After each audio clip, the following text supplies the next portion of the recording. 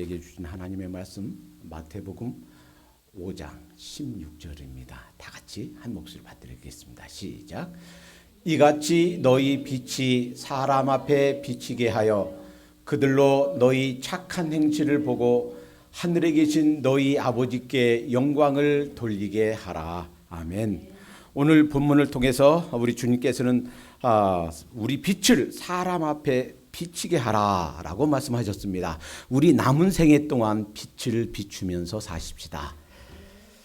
오늘 본문을 접하면서 조금 생각이 깊으신 분들은 이런 생각을 할 수 있습니다. 이상하다. 오늘 본문에서는 너희 빛을 사람 앞에 비치게 하라. 그래서 그들로 너희 착한 행실을 보고 하나님께 영광을 돌리게 하라라고 하셨는데, 조금 지나서 마태복음 6장 3절 4절에 보니까 너는 구제할 때에 오른손이 하는 것을 왼손이 모르게 하여 내 구제함이 은밀하게 하라. 은밀한 중에 보시는 내 아버지가 갚으시리라. 도대체 무슨 말인가? 너희 빛을 사람 앞에 비추라고 했고, 조금 가니까 오른손이 하는 것을 왼손이 모르게 하라고 그랬고, 성경은 그리고 예수님의 말씀은 상황에 따라 이랬다 저랬다 하는 건가? 그래서 코에 걸면 코걸이, 귀에 걸면 귀걸이, 상황에 따라 형편에 따라 이랬다 저랬다 하는 것이 기독교의 진리인가? 그렇다면 이것은 아주 별 가치가 없는 아주 저급한 쓰레기 같은 그런 진리인가? 지난번에도 한번 말씀드렸습니다만, 성경이 이해가 안 되고 성경이 틀린 것 같고, 그리고 성경이 뭔가 문제가 있는 것 같으면 성경이 문제가 있는 것이 아니고 우리들의 이해가 부족한 거다라는 거예요. 그래서 기도하고 이 성경의 저자이신 성령님께, 성령 하나님 이것이 무슨 뜻인지 가르쳐 주시옵소서 기도하고, 이 성경 이 말씀이 무슨 뜻인가 다시 연구하고 다시 묵상하고 할 필요가 있겠다라는 거예요. 자, 그래서 바른 이해를 말씀드립니다. 오늘 말씀 너희 빛을 사람 앞에 비추게 하여 저들로 너희 착한 행실을 보고, 그러니까 빛 이꼴 착한 행실이에요. 우리의 빛, 이것은 우리가 하는 착한 행실, 선한 행실, 이것을 보고 하나님께 영광을 돌리게 하라라는 말씀은 우리가 착한 행실을 하도록 하는 동기부여, 착한 행실을 해라, 바르고 진실되게 이 빛으로서 살아라라고 하는 격려의 말씀이고요. 그리고 마태복음 6장 3절 4절 이하에 구제할 때에, 그리고 마태복음 6장 전체에는 몇 가지 교훈들에 있어서 은밀하게 하라, 사람에게 보이려고 하지 말아라, 은밀하게 하라 하는 교훈인데, 이 말씀은 선행을 행할 때의 우리의 자세, 우리의 방법, 어떤 태도로 선한 행실을 할 것인가에 대한 말씀이에요.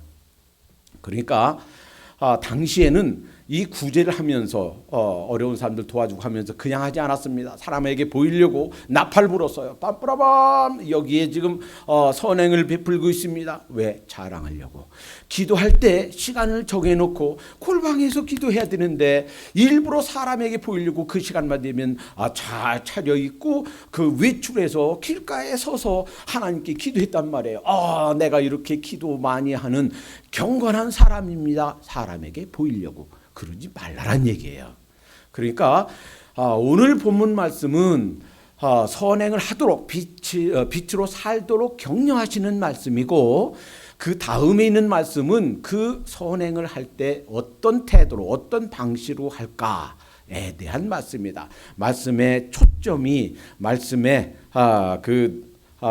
주관점이 다르다 하는 것을 기억해야 되겠습니다. 자, 우선 이 말씀을 오늘 말씀을 상고하면서 이같이 너희 빛이 사람 앞에 비추게 하여, 이 부분을 좀 묵상해 보겠어요. 이 부분은 what, 이 말씀이 무슨 의미인가, 분별에 관한 말씀입니다. 오늘 말씀 읽기 바로 직전에 14절에 보면 너희는 세상의 빛이라, 산 위에 있는 동네가 숨기지 못할 것이요.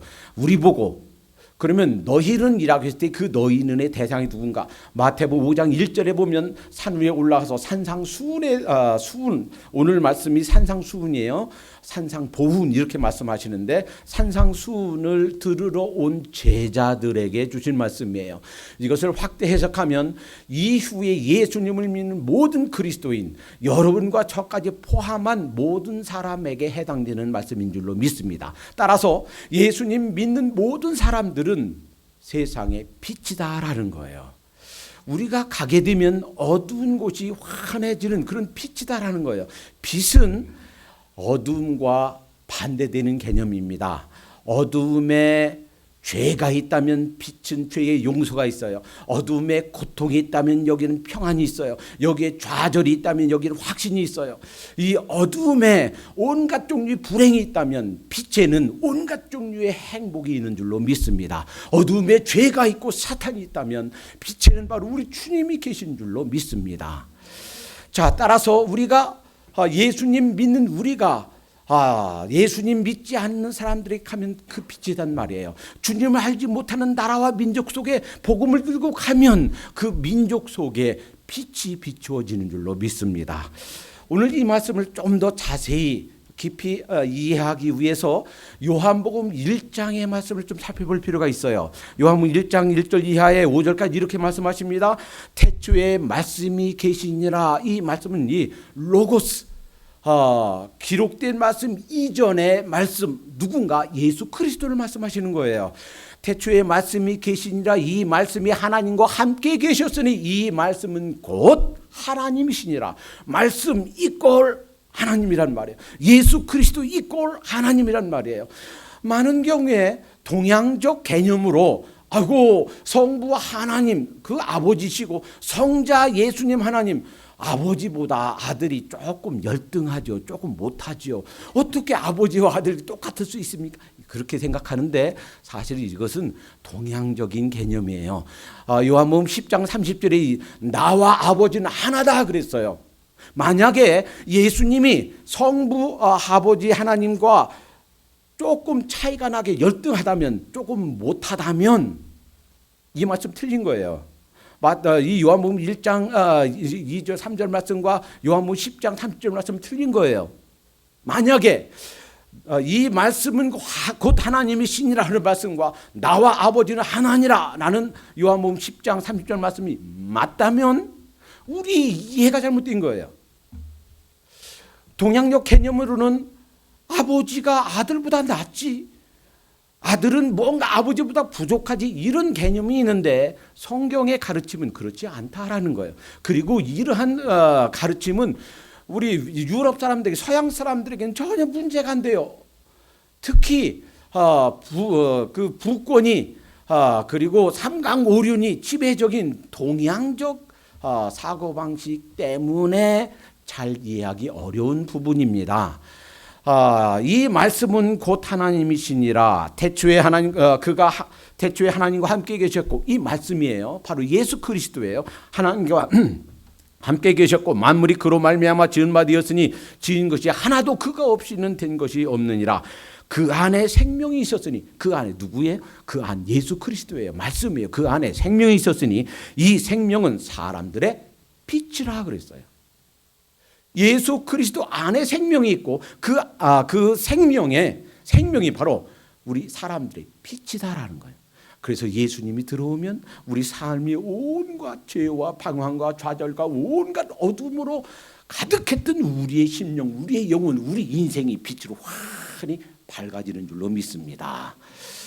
나라와 민족이, 어느 단체가, 어느 그룹이 죄와 어둠으로 좌절과 방황으로 가득 찼던 그곳에 예수님 믿는 우리가 들어가면 빛이 비추게 된다라는 거예요. 그리고 요한복음 1장 9절에서 11절까지 이렇게 말씀하십니다. 참빛, 이 세상의 참빛, 우리 인생의 참빛, 진짜 빛, 참빛, 곧 세상에 와서 각 사람에게 비치는 빛이 있었나니 그가 세상에 계셨으며 세상은 그로 말미암아 지은 바 되었으되 세상이 그를 알지 못하였고 자기 땅에 오매 자기 백성이 영접지 아니하였으나 이때 참빛 누구예요? 예수 그리스도예요. 조물주가 이 우주 만물을 지으신 창조자 되신 그분이 여러분과 저와 같은 육체를 입고 이 세상에 오셨는데 그 예수 그리스도가 참 빛이다라는 거예요. 출애굽기 34장에 보면 이런 사건이 나옵니다. 모세가 백성들을 놔두고 하나님께 율법을 받으러 산에 올라갔어요. 그는 받아서 내려왔습니다. 와 보니까 우상 숭배하고 있어요. 화가 나서 그 돌판을 집어 던져 깨뜨렸습니다. 하나님께서 다시 만들어라. 그래서 다시 만들어서 올라가서 이제 두 번째 다시 돌판 십계명을 받아가지고 내려오는데 사람들이 이 모세를 쳐다보니까 확 빛이 나는 거예요. 그래서 그 부분 제가 그대로 읽어볼게 들어보세요. 모세가 그 증거의 두 판을 자기 손에 들고 시내산에서 내려오니 그 산에서 내려올 때에 모세는 자기가 여호와와 말씀하셨음을 인하여 얼굴에 꺼풀이 광채가 나나 깨닫지 못하더라. 아론과 온 이스라엘 자손이 모세를 볼 때에 모세의 얼굴을 꺼풀에 광채남을 보고 그에게 가까이 하기를 두려워하니라. 그 얼굴 빛에서 광채가 눈이 부실 정도 광채가 나는데 무서워서 쳐다보지도 못했다라는 거예요. 자, 이제 예수 그리스도 이분이 참 빛이고 그 예수님을 믿는 우리, 그 예수님을 주님으로 섬기는 우리는 세상의 빛이라고 하셨으니까 이렇게 설명할 수 있을 거예요. 발광체, 우리는 발광체는 아닙니다. 달과 태양이 다른 점이 태양은 발광체예요. 달은 발광체가 아니라 반사체예요. 그리고 얼마만큼 그 태양 빛을 받아서 반사하느냐에 따라서 한번 보세요. 초승달일 때는 조금해요. 그래서 초승달 떴을 때는 어두컴컴해요. 그런데 어때요? 정월 대보름이 큰 달이 떴을 때는 환해요. 숲속에 있어도 나무 그림자가 질 정도로, 그리고 웬만한 거 다 보일 정도로 환해요. 그러니까 발광체 대신 태양 대신 그 예수님이 우리에게 빛을 비춰주시고 그 예수님을 우리 삶의 구석구석에, 우리 삶의 더 많은 영역에 모시고 그분의 주권을 인정하고 그분께 순종하고 그분의 통치를 받으며 살면 더 많은 빛을 우리가 반사하게 될 수도 있다를 생각해 볼 수 있다라는 거예요. 자, 그러면 빛으로서 사는 삶이 무엇인가? 에베소서 5장 9절에서 11절까지는 이렇게 말씀하십니다. 빛의 열매는, 다시 말하면 빛으로서 사는 삶의 결과, 빛으로 살면, 빛 대신 예수님을 모시고 참된 신앙인으로서 살면 이런 결과가 맺혀진다는 거예요. 빛의 열매는 오직 착함과 굿니스예요. 선한 거예요. 아무리 예수님 믿는다고 해도 그것이 폭력이 들어가거나 어떤 욕설이 들어가거나 선하지 못한 것이 들어가면 그건 그리스도인의 표징이 아닙니다. 모든 착함과 의로움, 만약에 예수님 믿는다 하면서 바르지 못하게 산다면, 바르지 못한 길을 간다면, 바르지 못한 방법으로 돈을 번다면 그것은 그리스도인으로 빛으로서 사는 결과가 아니다라는 거예요.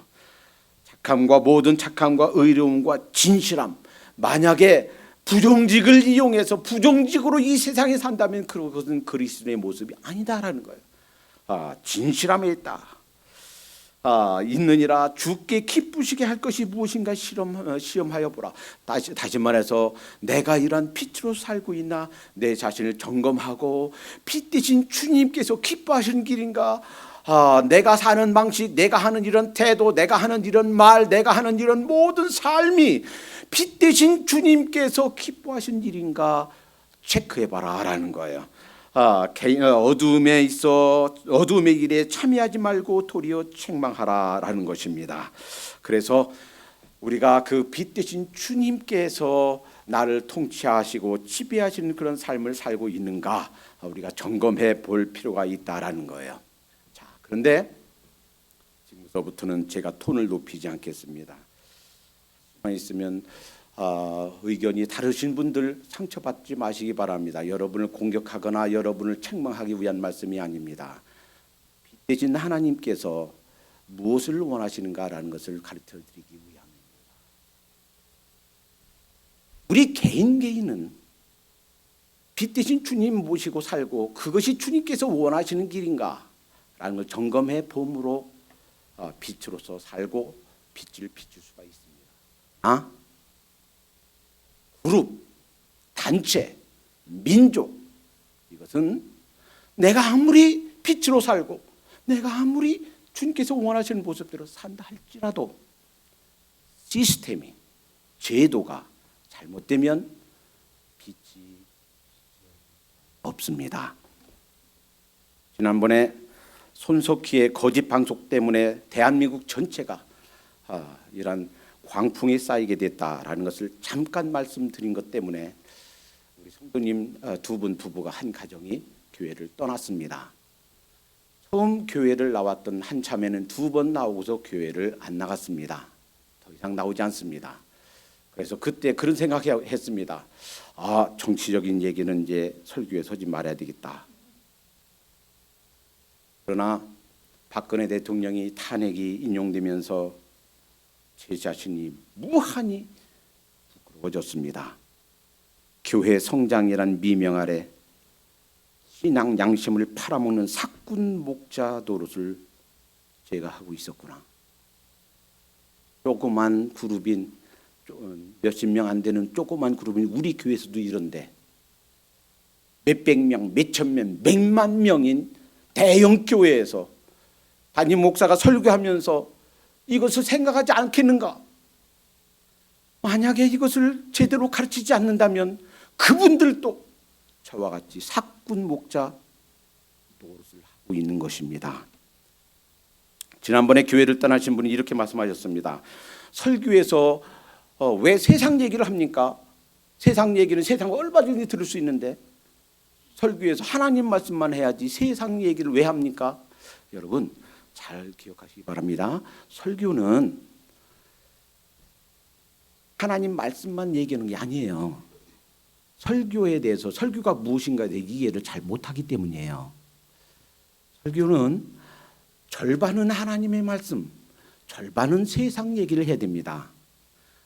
그러니까 대략 무자르시 딱 자를 수는 없지만 대략 이 성경 말씀이 무슨 의미이고 그것이 우리 현대 우리 삶에 어떤 의미를 가지고 있고 어떻게 하라는 얘기이고 이것을 밝혀서 그럼 이 말씀을 어떻게 우리 삶에 내 현실에 지금 내 가정과 내 직장과 내 현실과 내 사회에 지금 삶의 상황에 어떻게 적용할까라고 하는 걸 제시하는 것이 설교입니다. 다시 말해서 만약에 성경만 논하고 성경만 얘기한다면 그것은 신학교 강의실이에요. 신학 논쟁하는 그런 논쟁 장소예요. 그 말씀이 지금 우리에게 어떤 의미를 갖고 있는가? 지금 나에게 뭐라고 말씀하시는가? 나보고 어떻게 살라고 말씀하시는가? 적용해야 되고 그 적용해야 되는 상황이 바로 세상입니다. 반대로 갖가지 세상에 여러 가지 사건과 사고가 있어요. 그러면 이 세상에서 일어나는 그런 사건들을 하나님의 말씀으로 하나님의 시각으로 어떻게 이해할까? 하나님께 원하시는 것이 무엇인가? 세상 일을, 세상 현상을, 세상의 것을 하나님의 말씀으로 다시 재해석해서 우리가 그리스도인이 가져야 될 태도는 무엇인가 제시하는 것이 설교다라는 거예요. 그렇다면 대략 절반은 하나님 말씀. 하나님 말씀도 그래요. 하나님 말씀도 성경 66권 보세요. 그리 전부 다 저 높은 이 영계에 관한 거 하나님에 관한 것인가? 물론 그런 것도 있어요. 그러나 더 많은 부분은 하나님께서 원하시는 것, 이 세상 삶에서 우리가 어떻게 살아야 될까? 세상 삶에 관한 것을 이 성경이 다루고 있다라는 거예요. 따라서 이 성경과 세상이 함께 설교에서 다루어져야 된다 하는 겁니다. 여러분 생각해 보시기 바랍니다. 개인의 부의 축적과 영달을 위해서 나라와 민족을 팔아먹은 이완용이처럼 사는 것이 빛으로 사는 삶입니까? 비록 나라가 없어졌어도 그 국민 계명을 하고 그 어둠에 있는 우리 민족 국민들을 위해서 가르치고 바르게 살도록 빛으로 살도록 애쓰고 힘쓰고 자기 인생을 투자했던 안창호 선생처럼 사는 것이 빛으로 사는 것이겠습니까? 지금 야당의 대권 주자들 1, 2, 3의 모두는 본인들이 스스로 좌파라고 하는 종북 좌파의 사람들입니다. 문재인 씨, 안희정 씨, 이재명 씨 다 마찬가지입니다. 의식이 있는 사람들은 지금 남한이 공산화되기 직전이다라고 말합니다. 이것은 지금 대한민국이, 우리의 조국이 위기에 처해 있다라는 것을 의미합니다. 지금 대한민국과 대한민국에 있는 교회들은 아주 심각한 위기에 처해 있습니다. 위기가 내적인 위기 세 가지, 외적인 위기 세 가지입니다. 첫째, 이 교회가, 한국 교회가 처해 있는 내적 위기, 첫 번째는 신학의 위기입니다. 자유주의 신학이 너무 광범위하게, 너무 깊이 우리 그리스도인들에게 퍼져 있다라는 것입니다. 죄가 이 세상에 존재하지 않는다고 생각합니다. 예수 그리스도가 하나님이다. 예수님의 신성을 부인합니다. 예수님이 육체적인 부활을 하셨다 믿지 않습니다. 천국과 지옥이 실존한다고 믿지 않습니다. 성경이 하나님의 말씀이다라는 것, 성경이 오류가 없다라는 것을 많은 사람들이 믿지 않습니다. 그것을 누가 가르치는가? 교회에서 가르칩니다. 교회에서 목회자를 만들어내는 그 신학교에서 가르칩니다. 신학의 위기입니다. 두 번째는 삶과 믿음이 따로 논다라는 거예요. 신앙은 뜨거운 것 같고 믿음이 있는 것 같은데 그들의 삶을 보면 전혀 아니에요. 믿는 자로서 오히려 믿지 않는 자들에게 부끄러운 모습을 보이고 있습니다. 삶과 신앙이 따로 논다, 위기입니다. 세 번째, 설교의 문제가 있습니다. 과연 수많은 교회에서 수많은 설교가 행해지고 있는데 과연 그것이 성경에서 나오는 메시지인가? 뿐만 아니라 외적인 세 가지 위기가 있습니다. 첫 번째 위기는 이슬람의 위기입니다. 이슬람이 대한민국을 쳐들어오고 있습니다. 이슬람이 교회를 쳐들어오고 있습니다. 벌써 수년 전부터 이슬람으로 개종하면 직장 없고 돈 없는 젊은이들 1억씩 준다는 거예요. 벌써 각 대도시에 모스크가 세워졌고요. 이슬람 대학이 세워졌고요. 대학원을 공짜로 다닐 수 있는 사람들이 그 길이 열렸고요. 그래서 젊은 사람들이 자원해서 이슬람으로 넘어가고 있고요. 이슬람 그 사람들이 가지고 있는 것이 돈밖에 없지 않습니까? 박근혜 대통령이 이슬람의 검은 돈이 수없이 들어오도록 제도와 길을 열었다라는 거예요. 박근혜 대통령이 탄핵 인용되면서 너무너무 마음이 아팠습니다. 그러나 한편으로는 이 이슬람이 무제한으로 대한민국을 들어오도록 길을 열은 박근혜 대통령, 아무도 여기에 노 말하는 사람이 없어요. 수많은 국회의원, 수많은 장관, 수많은 그리스도인들이 각 요지에 있으면서 이것을 막는 사람, 이것에 대한 바른 이러면 안 됩니다. 우리나라가 망합니다. 말하는 사람이 단 한 명도 없어요. 하나님께서 막으시고 계시는 것인 줄로 믿습니다. 저는 그렇게 믿어요. 이슬람이요, 2020년까지 대한민국을 이슬람 국가로 만들겠다라고 목표를 세우고 라마단 기간에 태극기를 가들고 거기 붙이고 기도합니다. 대한민국이 이슬람 국가가 되게 하라고. 여러분, 1억씩 받고 젊은 사람들이 직장 없는데 또 공부 못하는데 길이 열리고 좋아할지 모르겠어요. 그러나 거기에서는요, 개종이 허락이 안 돼요. 그 많은 거 누리고요, 나 이제 공부 다 했고 돈 받았고 사업자금 했고 이제 나 그만둘래, 나 이슬람 그만둘래, 나오려고 그러면 목숨을 내놓아야 됩니다. 목숨을 담보해야 됩니다. 이들은요, 한 손엔 코라를 한 손엔 칼을, 믿지 않으면 죽여버립니다.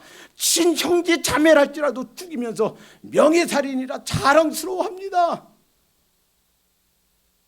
지금 대한민국은 이슬람의 공격 앞에 무방비 상태로 있어요. 우리 그리스도인들이요, 이렇게 유약한 상태로서는 먹혀버립니다. 두 번째는 공산화의 위기에 있습니다. 이번에 박근혜 대통령 탄핵의 1등 공신은 언론입니다. 방송문화진흥회 이사가 이런 고백을 했습니다. 지금 우리 남한은 공산화가 진행되고 있습니다. 노조가 타도되지 못하는 한 막을 길이 없습니다. 언론사가 언론노조 민주노총이 뜻에 반해서 언론이 자기 마음대로 보도를 할 수가 없습니다. 방송사 노조는 방송사별 개별 노조가 아니라 단일 노조입니다. 그러니까 각 방송사별로 자기들이 마음대로 편성하고 마음대로 방송할 수가 없단 말이에요. 누구? 전체가 지금 단일 노조로 다 해서 거기 지배를 받고 있는 거예요. 그 노조들은 누구? 북한의 지령을 받아서 방송하고 있단 말이에요. 방송사의 편성권이 단일 노조에 있고 그 배후에 민주노총이 감시한답니다. 이것이 방송문화진흥회 이사가 발표한 거예요. 그러면 시청료 안 내면 되지 않습니까? 시청료 거부로 해결이 안 된답니다. 사주도 그 방송사 사주도 이 언론노총을 민주노총 건드릴 수가 없답니다.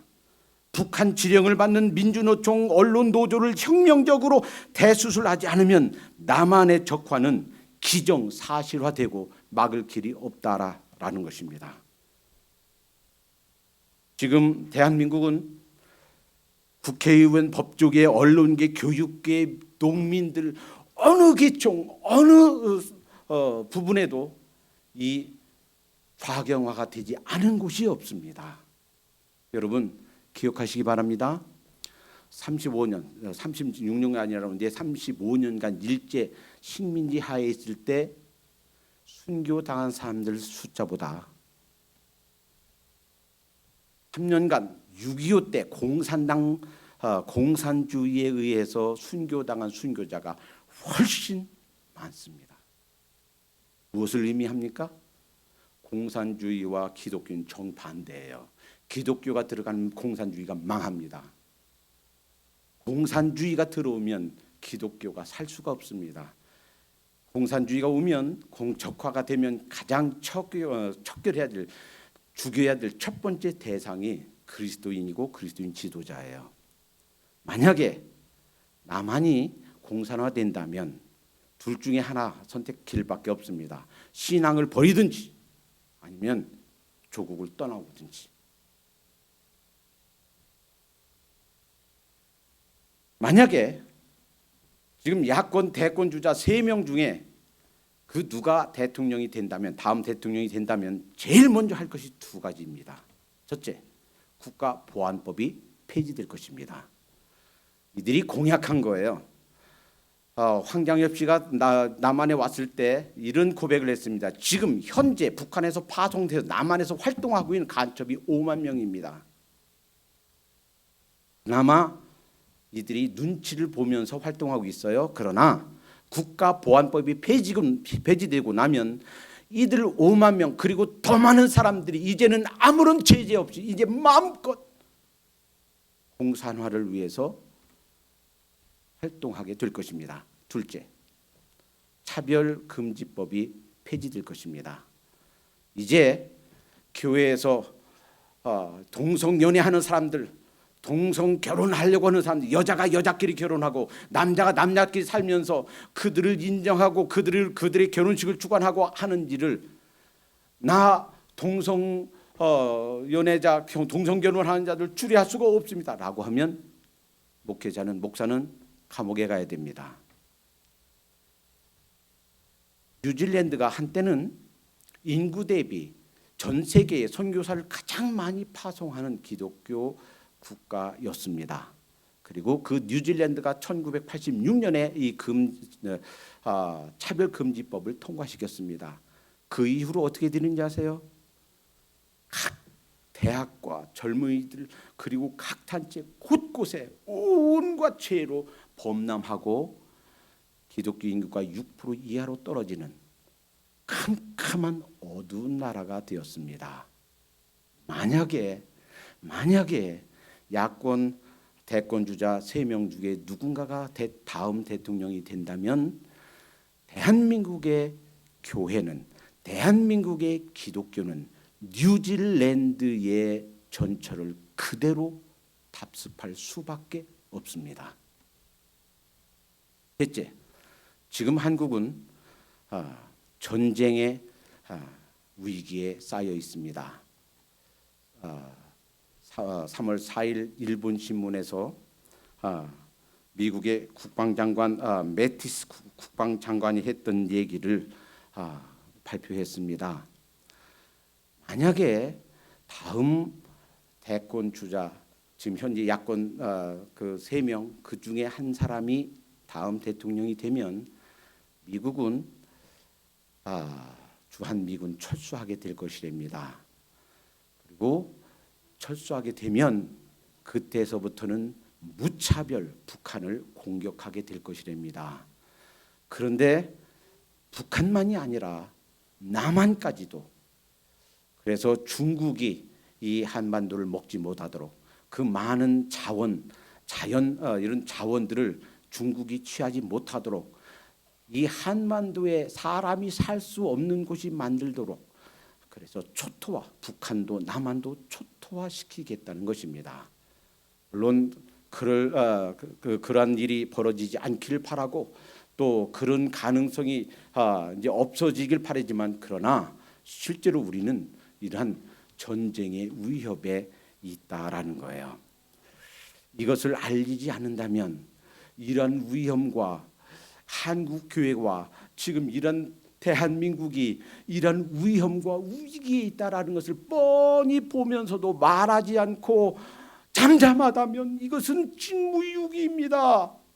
하나님 앞에 책망받을 일이요 심판받을 일입니다. 에스겔서 33장 6절에서는 파수꾼에 대해서 이렇게 말씀하십니다. 그러나 파수꾼이 칼이 임함을 보고도 나팔을 불지 아니하여 백성에게 경고치 아니하므로 그 중에 한 사람이 그 임하는 칼에 재함을 당하면 그는 자기 죄악 중에서 제한받으려니와 그 죄를 내가 파수꾼의 손에서 찾으리라. 여러분과 저를 파수꾼으로 세운 줄로 믿습니다. 여러분과 저를 이 대한민국에서 하나님이 그 많은 축복을 주셨고, 하나님이 그 많은 주의 일꾼들을 나게 하셨고, 장차 이제 마지막 때에 수많은 하나님의 사람들을 통해서 세계 선교의 마지막 횃불을 이제 들어야 되는데, 이 나라가 이슬람화되고 공산화되고 이러한 그 전쟁에 휩싸기 직전에 있는 이런 상황에서도 우리 파수꾼의 역할을 우리가 감당하지 않는다면 그 책임을 하나님께서 우리에게 물으실 줄로 믿습니다.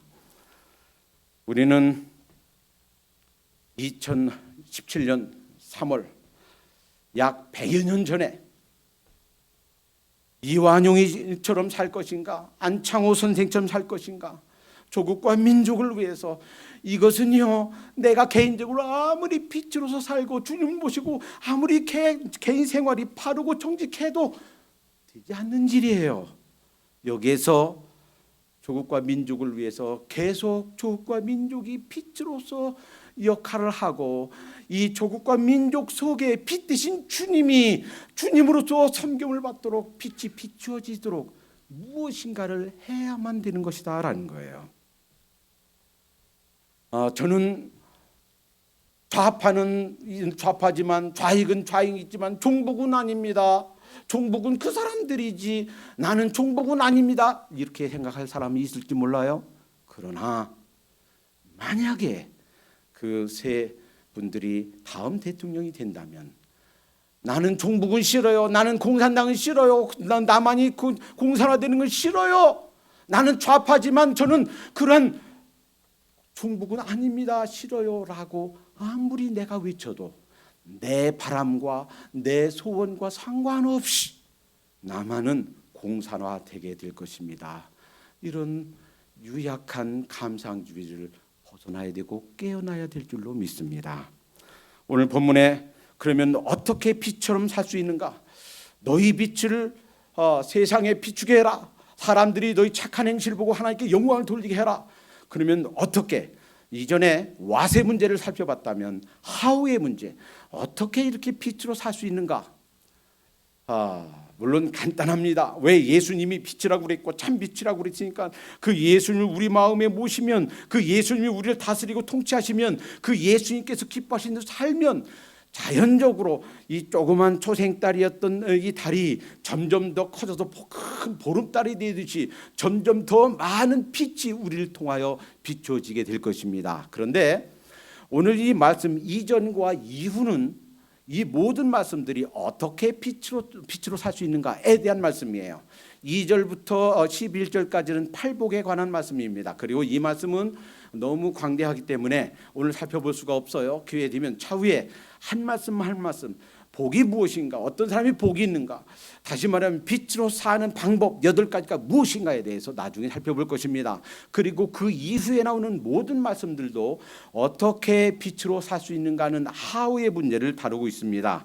19절 이하에 보면 그러므로 이 계명 중에 지극히 작은 것 하나라도 버리고 또 그같이 사람을 가르치는 자는 천국에서 지극히 작다 일컬음을 받을 것이요 누구든지 이를 행하며 가르치는 자는 천국에서 크다 일컬음을 받으리라. 다시 말하면 이 하나님의 말씀, 이것을 지켜서 행하는 것, 그냥 머릿속에만 알고 있는 것이 아니라, 지식으로만 간직하고 있는 것이 아니라 삶에서, 실제 삶에서 내가 지켜 행하는 것, 말씀을 행하는 것, 이것이 빛으로서 사는 방법이다라는 거예요. 둘째, 21절부터 26절까지 보면 살인에 관한 말씀입니다. 옛사람에게 말한 바 살인하지 말라 그랬지만 형제를 미워하며 벌써 살인한 거다라고. 여러분, 대부분의 문제들은 이 분노에서, 화를 참지 못해서 생깁니다. 지난주에 제가 일하는 데서 일하는 인플루이 여자분의 남편, 제가 일하는 데 그 경비였었는데 시큐리티 가드였었는데 죽었다고 그랬죠. 제가 물어봤어요. 어떻게 해서 죽게 됐습니까? 혹시 자살입니까? 그랬더니 다른 시큐리티가 셀프 폴리스 수사이드래, 경찰 자살이래. 그 무슨 뜻이요? 그랬더니 부부 싸움 하다가 이제 격해졌겠죠. 그래서 이제 누가 그 아내가 경찰 불렀겠죠. 경찰이 왔는데 경찰한테 총 쏜 거예요. 미국에서는 그것이 흑인이 백인 상관없이, 누구든 상관없이 경찰을 향해서 총을 쏘면 그것은 거의 100% 죽습니다. 경찰이 그냥 한국처럼 어디에 손 발 쏴라 그게 아니에요. 그냥 쏴버려요. 그래서 경찰에 의해서 죽었답니다. 대부분의 많은 문제들, 많은 분쟁들이 어디서 나오는가? 분노를 참지 못해서예요. 최초의 인류의 살인 가인도 그 분노를 참지 못해서, 분함을 참지 못해서예요. 그러니까 내가 화내고 싶은 거 다 내고, 내가 말하고 싶은 거 다 말하고, 내가 분노를 터뜨리고 싶은 거 다 터뜨리고, 그리고서 빛으로 사는 것은 불가능하는 거예요.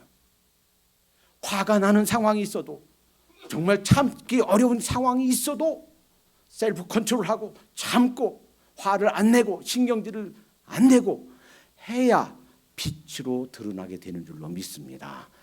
첫째가 말씀을 행하는 것이고, 둘째가 거룩함이에요. 그 다음에는 간음에 관한 것입니다. 성적 부도덕이에요.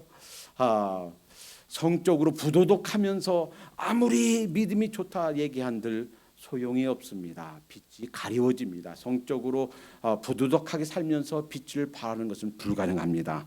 그 다음에 이혼에 관한 말씀입니다. 성경에 이혼을 허용하는 단 2가지가 있어요.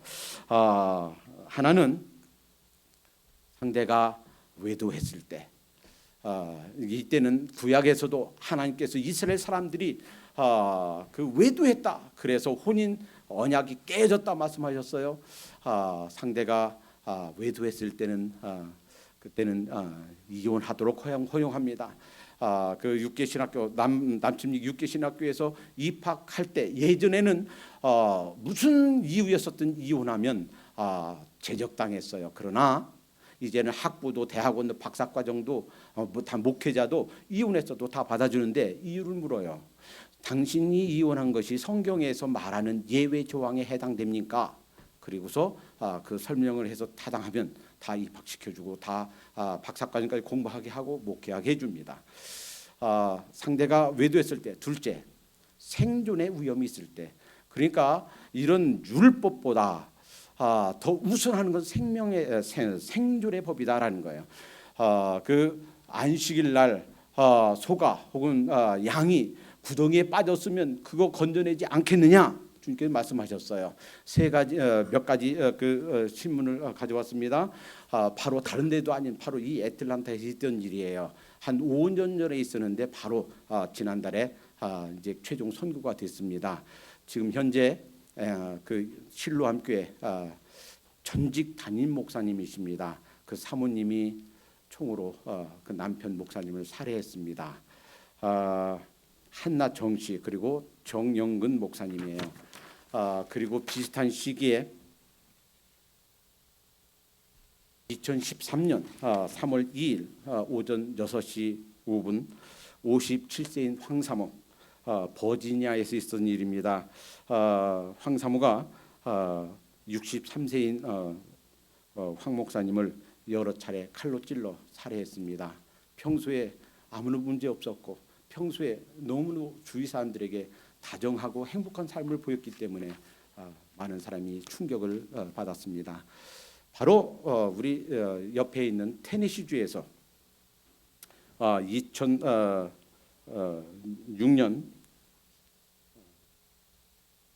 메리 윙클리 31살 된 목사님이 예배 시간 되는데 교회 안 나오는 거예요. 교인들이 집에 갔어요. 문이 잠겨 있어요. 그래서 문을 부수고 들어가 보니까 목사님이 총에 맞아 숨져 있습니다. 사모님과 애들이 없어요. 경찰이 수배했습니다. 알라바마까지 도망가 있다가 잡혔습니다. 차라리 이렇게 비극으로 살인으로 끝날 바에는 차라리 이혼해라 하는 것이 지금 특히 우리 남침리 교단에서 그리고 대부분의 그리스도인들이 인정하는 것입니다. 무엇보다 생존보다 더 중요한 것은 없다. 물론 결혼 계약이 소중하고 하나님께서 결혼한 후에 이혼하지 못하도록 했지만 첫 번째 이 음행의 경우 외도했을 경우 둘째 생존의 위협이 있을 경우 차라리 그러지 말고 그러면 이혼해라 해서 이혼한 우리 여기 찰스 스테인 목사님도 이혼하고 정상적으로 계속 목회하고 계시고 또 많은 실제 한국과 미국인 목사님들도 이혼한 후에 정상적으로 목회 활동을 하고 있습니다. 이 거룩한 삶 그리고 세 번째 사랑에 관한 것, 이 원수까지 사랑해라라고 말씀하셨는데 빛을 살기 위해서는 첫째 이 말씀을 행하고 그리고 거룩한 삶을 살고 그리고 내가 이해하고 내가 받아들이고 내가 용납하고 포용하기 어려운 사람들까지도 사랑하며 살아라. 사실은요 어떻게 사랑합니까? 어떻게 그렇게 가능합니까? 사실은 우리 힘으로는 불가능해요.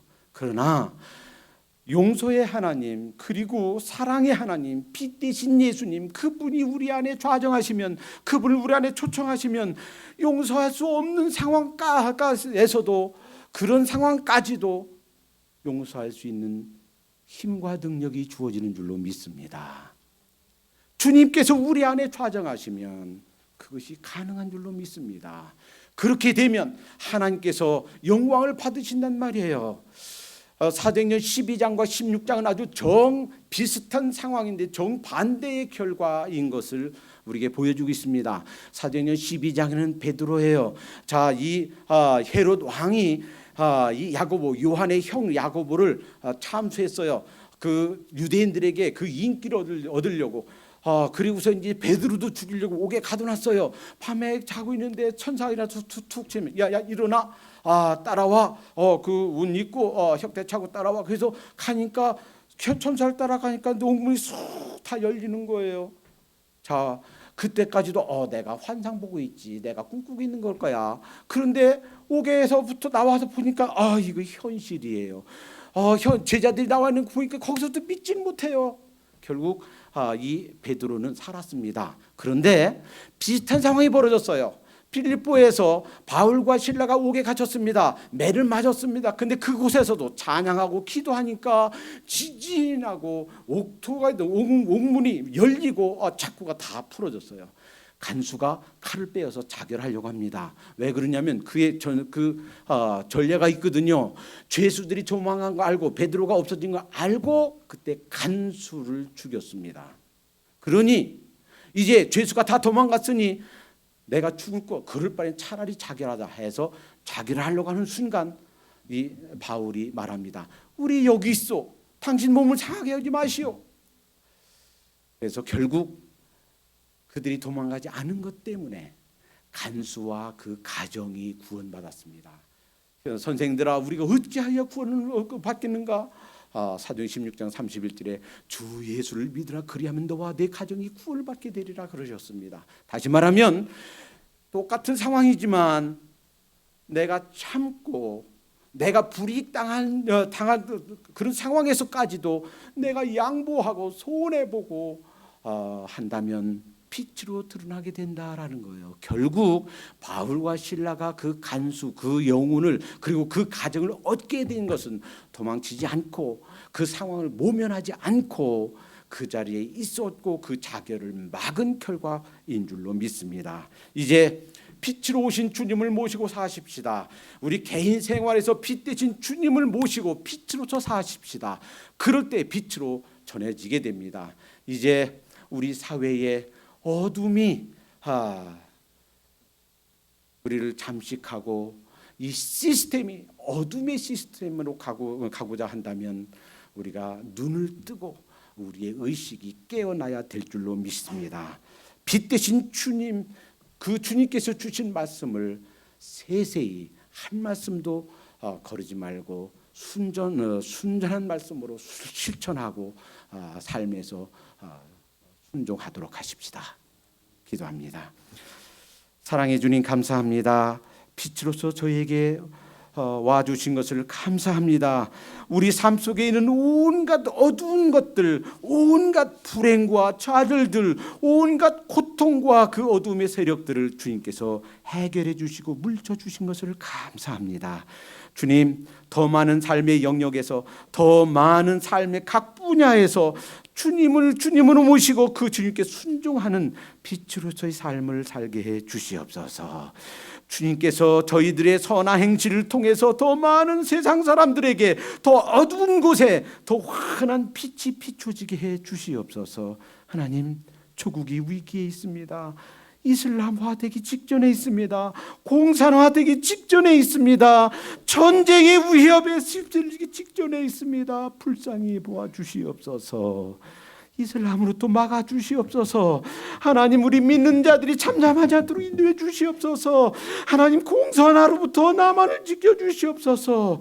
하나님, 북한까지도 복음이 마음껏 들어가서 마음껏 주님을 찬양하고 마음껏 주님께 예배드리고 마음껏 주님을 전파할 수 있는 그러한 평화 통일이 이루어지게 해 주시옵소서. 하나님, 전쟁으로 수많은 사람들이 불행에 들어가는 일이 없도록 주님께서 친히 막아 주시옵소서.